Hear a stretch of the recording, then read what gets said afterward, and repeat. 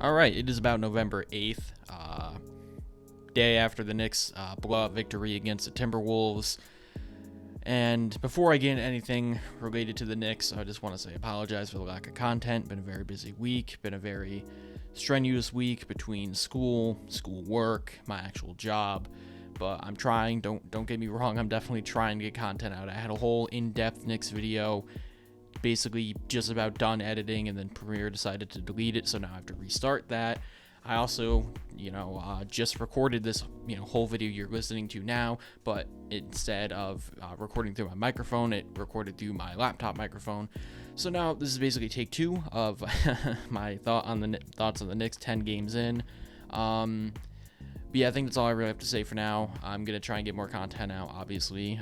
Working on the Knicks video, probably going to get a Giants video. I'm thinking about doing some college scouting stuff, because that's what I like to do a lot, but I don't know how the NCAA is with copyright, so we'll have to see. Regardless, Knicks.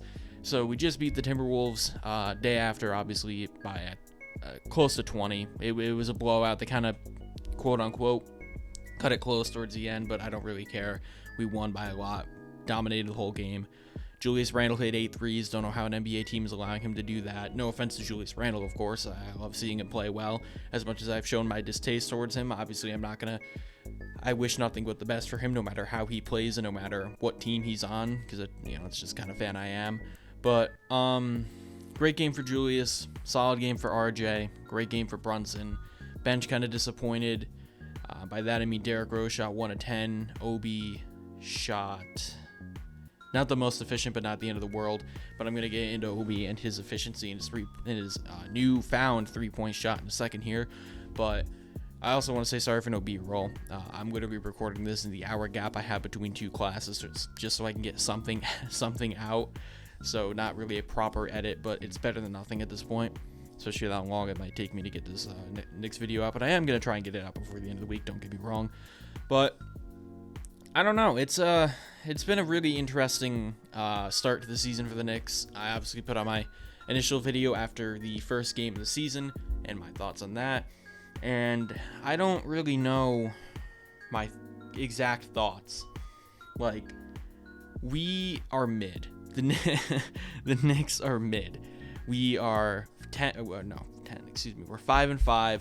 We're 5-0 against below 500, 0-5 against above 500 teams, which goes back to my point I made in that original video, in which I said that this Knicks team is not ready to succeed at a high level, and by that I mean beat high-level teams. It's kind of obvious that they aren't, because we've really struggled against those top-level teams, but it'll be interesting to see how things develop as the season goes on. Tom Thibodeau has shown more of a willingness to experiment with lineups, which is something I've really been surprised with.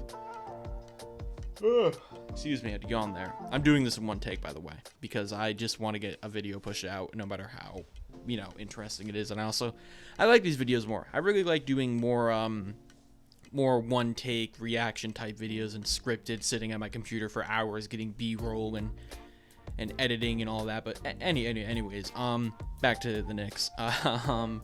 It's been a really interesting stretch of games. Julius started off the season really good, then had a 5-game stretch where he played really bad, and now has 2 bounce-back games where he's been hitting his threes at a really incredible rate.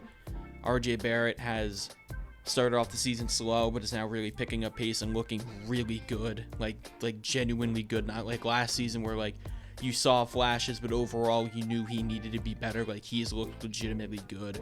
Jalen Brunson is averaging a relatively efficient 20 and 7, which is awesome, because the Knicks haven't had a point guard, a legitimately good point guard, in a very long time, in all honesty.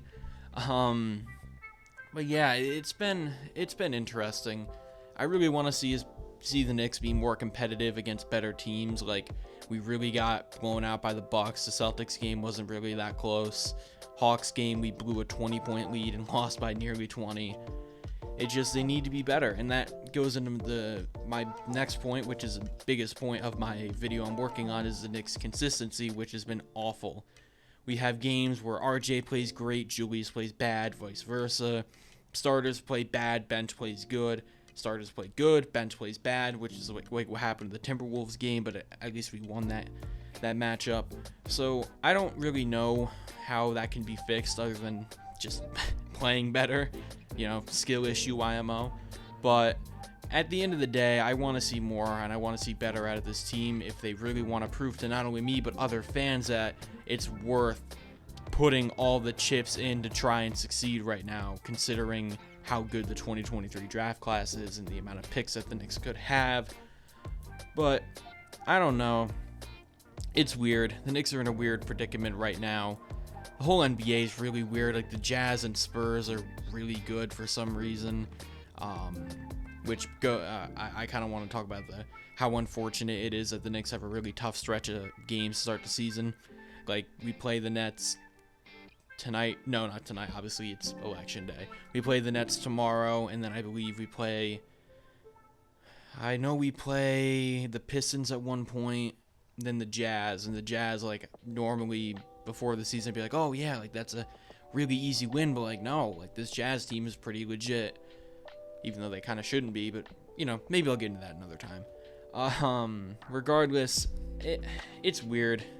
I don't know. I don't want to put a ceiling on the team because they could be really good. Like, when the trio of Jalen Brunson, RJ Barrett, Julius Randle, when they're all hitting their shots, playing consistently, being good, and then you have the Knicks' great bench that they should have that has been kind of disappointing the last couple of games. You have that, and then you combine it with the mid three, as people put it. Like, this could be a very solid team. But with the way we're playing right now, the Knicks could end up being a 9 seed and get bounced in the play-in. Like, I could really see that, and that's what worries me, because at that point, in a way, it's kind of a wasted season. I don't care about a play-in. I don't care about making a play-in tournament, losing in the first game of it. Like, what purpose does that serve in the longer run? Because at that point, just tank the season. I know people don't like losing. I know people don't like the idea of tanking, but like, I'm not that moral of a human being to not want to throw away a season. Especially when you can have a chance to get Victor Wembanyama, Scoot Henderson, all these other guys that I can't think of right now, but this is a very stacked draft class, don't get me wrong. But yeah, I mean, it'll be interesting. I just want to see, I really want to see, especially RJ, because obviously, like, he's supposed to be the franchise player of the team. I really want to see him be more consistent. If Julius can keep playing as well as he has been, that would be awesome, because maybe I'll like him a little more. But I can't really think of like many trades a team could make. Oh, wait. Derrick Rose has been really disappointing this season. Like, really disappointing, to the point where I can really see the Knicks trading him, because there's not really a need for him. Quickly's kind of taken up the role as point guard off the bench, as inefficient as he's been, but he's been really nice defensively, and playmaking wise, obviously. But so at that point, I could really see the Knicks trading Derrick Rose, because he came in season saying how he's in the best shape of his life, but he's getting, like, I think, a career low in minutes, so something's definitely up there. But as for the rest of the team, Isaiah Hartenstein's been really solid offensively, struggled occasionally defensively, but he's had enough great moments on that end to make up for it. Cam Reddish is the opposite. His offense has been really inconsistent, but he's been very nice defensively, which you'd kind of expect the opposite, as my one friend Alex Hoops told me. You'd expect the opposite out of Cam Reddish, for him to be a lot better offensively than he is defensively, but I don't really mind it, because right now that's what this team needs. Evan Fournier sucks. I mean, he had a couple nice plays in the Timberwolves game, but like, overall, he's just not that good of a player. Obi Toppin is shooting like 42% from 3 on 4 attempts a game, which is unbelievable, because I don't think many people expected that big of a jump. I expected some slow progression on his 3-point shot over the seasons, but like, for him to be hitting his threes at this rate is pretty impeccable, and I really love to see it. But yeah, I mean, I don't really know what else to say. I'm just rambling right now. One take, no notes, no script. Just wanted to really get something out, because I know I've really been lacking. I know it's been over a week since my last video, but I think that might be where I cut it here. So if you like the video, please remember to like, comment, and subscribe, of course. And like I said, I'm going to try to get the Knicks video out by the end of the week, but we'll see how my schedule is, because, getting closer to the end of the semester. So going to be getting finals and all that, but we'll see. We'll see how the video making process will go out in the next couple of days. But regardless, thank you guys for watching, and I'll talk to y'all later.